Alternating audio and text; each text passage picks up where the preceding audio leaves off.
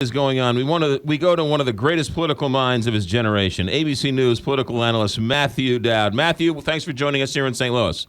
Great to be here. Thanks for having me. Explain this to us. Well, here's what I think. I think that of all the endorsements that were left out there that were still to be had, Sarah Palin for GOP primary voters and a big segment of GOP primary voters was probably the most important one that was left out there to get in this process. She is, if you take a look at her, how she's rated, she is more popular among GOP voters than any of the Republican candidates running for president right now. And then you add to that, Sarah Palin, in the last few years, went into races in Iowa, South Carolina, and New Hampshire in crowded primaries for the U.S. Senate and governor's races, endorsed in all three of her candidates, and those three key states won. She also endorsed Ted Cruz to help push him over the line, right?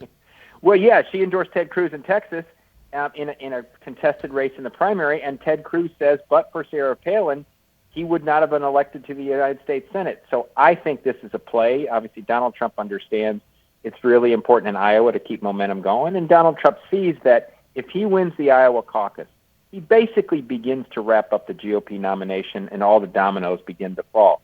If he loses the Iowa caucus, it becomes a much more convoluted, complicated route to the nomination and the process. So he understands that Iowa may not decide formally yet, but it's going to determine the route this race takes. Do you agree with that?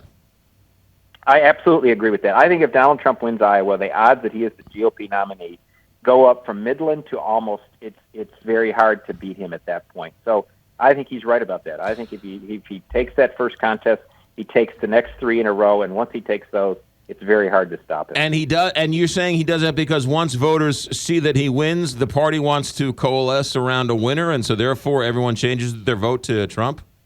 Well, I don't think they need to. He is now ahead. He's ahead in all of this. I actually look at it in a reverse way. He's ahead in all those states going forward.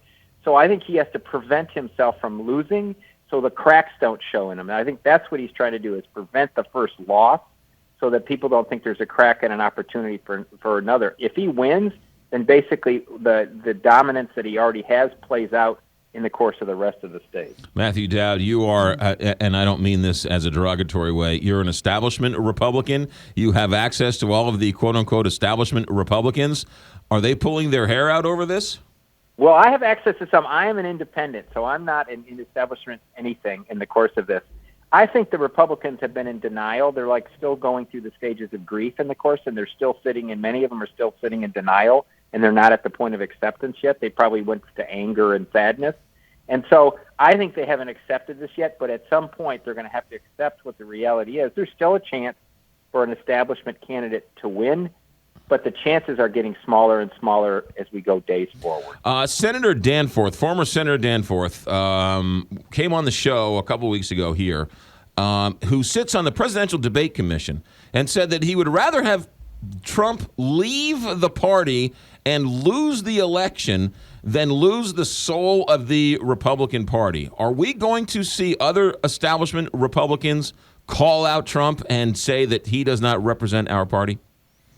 I think you have seen them, and I think you're going to see them more, but I think that only empowers Donald Trump and his voters in the course of this. I think they're as upset at the Republican establishment as they are at Democrats in this course of this. And so I think as that looks like it's building and more, I think it emboldens Donald Trump. It emboldens his voters. So if that was their strategy, I don't think it's going to pay off in the course of this. And I think at some point they're going to have to decide, is the Republican Party no longer theirs, and do they need to start something else? Quickly, Hillary's to lose, or is Bernie Sanders, is all this noise Bernie Sanders making real?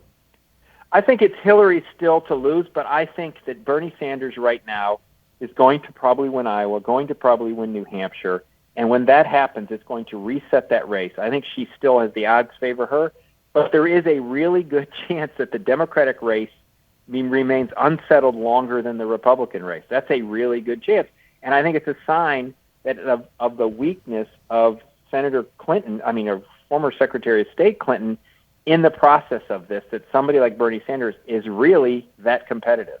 Early polling, Trump versus Hillary Clinton. Who wins that?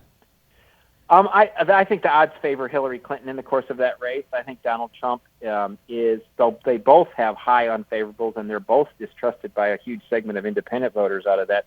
I think Hillary in a close race would pull that out, but you never know as this unfolds what would happen. But I think the advantage would be slightly to her in a general election against Donald Trump. Matt Dowd, ABC News political analyst, one of the best in the business. Matt, thanks for checking in. Great to be here. Thanks. 726, Big 550, KTRS.